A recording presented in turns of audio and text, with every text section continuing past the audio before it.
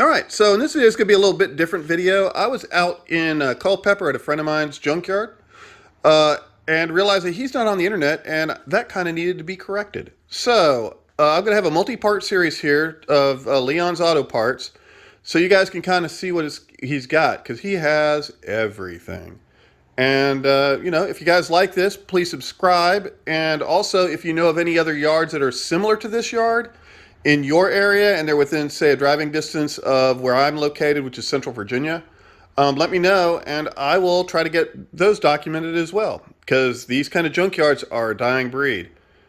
Anyhow, with that said, let's get started.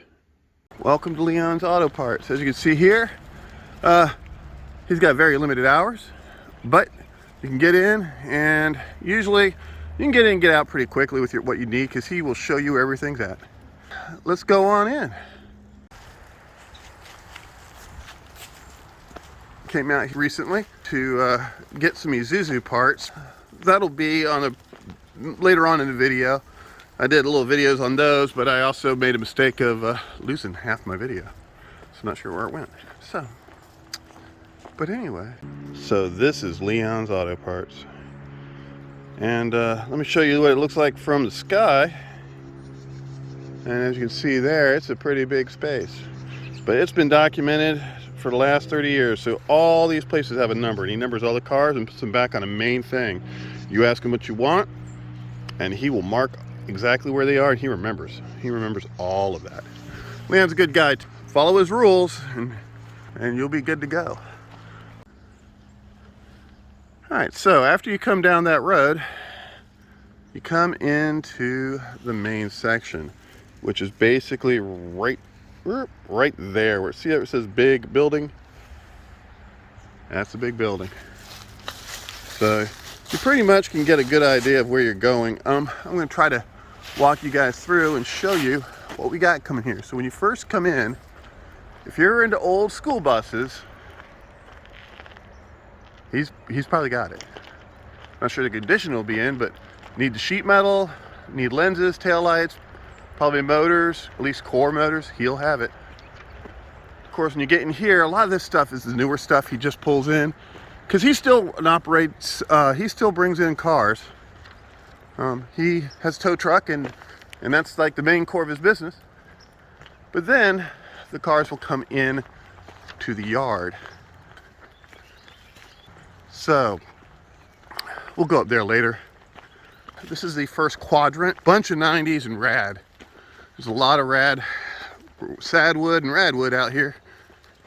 And I kind of want to show you that real quick, because that's what brought me back here after 20 years, was looking for some Isuzus. Used to keep a lot of the good stuff up here. Over the years, it's kind of, you know, still got some good stuff. There's a couple of Fieros and over there. And then we're going to come this way. So right now, we are entering this area right there, going along and up in here. The GTs, as he mentioned, are right there. I think I got a video there. I already recorded that part last time I was here. And here you have your Isuzu Rodeos. Like I said, he keeps everything kind of exactly where you look for it. So it's like, in this case, he's using Rodeos and Passports. This is where you're going to find most of them.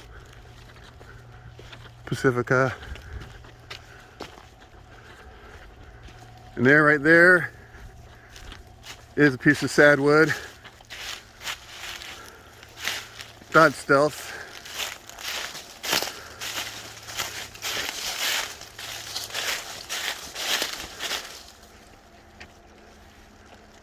I'm sure he's got more.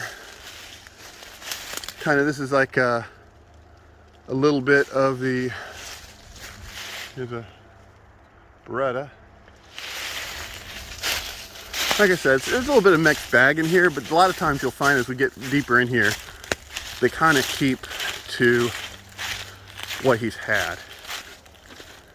So in this case, We're obviously in the Saturn area. Lots and lots of Saturns. They go deep that way. And of course, then you get into the Berettas, or they've got a couple of Berettas over there. So this is like basically your 90s stuff, mostly American 90s. Like I said, then you get some neons, and you're in the Stratuses. So again, late 90s, early 2000s. Neon Coupe. Those are kind of rare, I think. A couple of them. I'm not a neon guy, so I don't know exactly.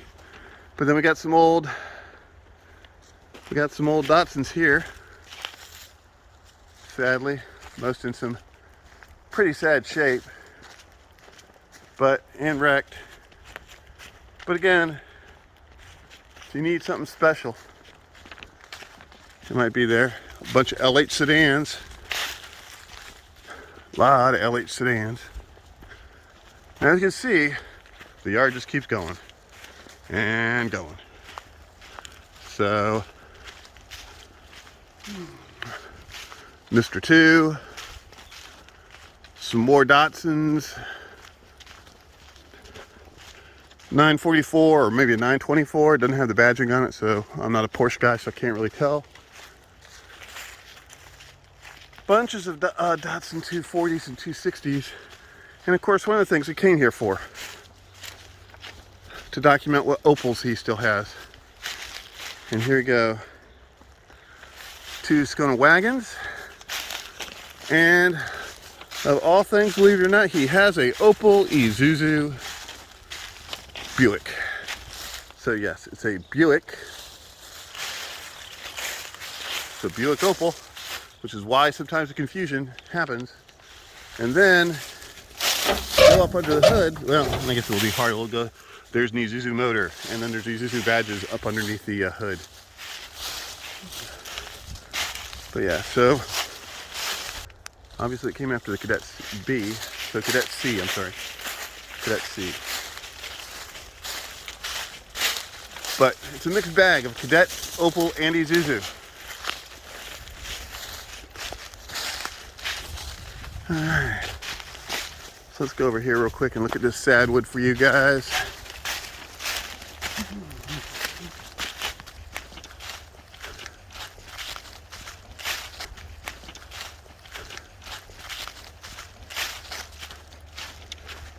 And as I mentioned, some Datsons. Now I admit there's not much here, but if you need a tail light, you know, it's got some tail lights, and then there's a little T-top. I mean, yeah, a lot of this stuff's gone, but a lot of it's still here. 5-speed, so there's a 5-speed there, so they needed the 5-speed. So it's like, you know what? You got to give the man credit. At least he keeps the rare stuff. He still, like I said, he still crushes a lot. But even though he crushes it, he tries to keep what's good. All right. And here we go with the Subarus. Lots of Subarus. Old Subarus, new Subarus. Again, pulled parts. A lot of times what he'll do is he'll pull the parts off of a car that he's crushing and put them in the parts next to it. So you'll find that sometimes. And of course, if you're into, say, old Tempos and old Escorts and the like, Topazes, he's got tons of those too.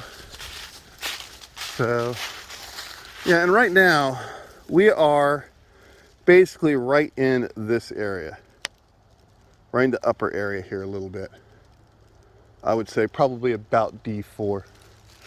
Actually no, we are in K4. Oops, that actually tells you how little we've actually seen. K4, and then you come down here and you got K4, left corner. Even I'm kind of impressed. I didn't think it kept going that far, but I guess we'll find out when we get to the top of the hill. So That's how you kind of can keep your bearings. And as I said, the cars will be numbered. Sometimes you see the number, sometimes you don't.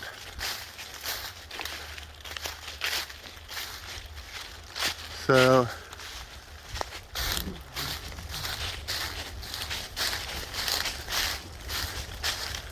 and here's the Hyundai section.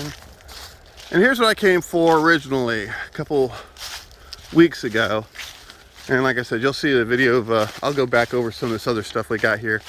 But he had two Isuzu Impulses at 88 without flip ups, and the 83, 84 he had here that I came for. And yep, I took the door, took the hood. That was fun getting it out of here. And I took some other miscellaneous parts. I'd love to have taken the center console and steering wheel and stuff out of this, but I just don't have time. But you know, sadly, it is what it is. And there we got with some 914s and some other stuff. But for the most part, this is where my trek began to get out of here. All right, so there you have it. So I wanted to show real quick. Here's a map kind of overlaid onto what I've been showing you as I've been walking through.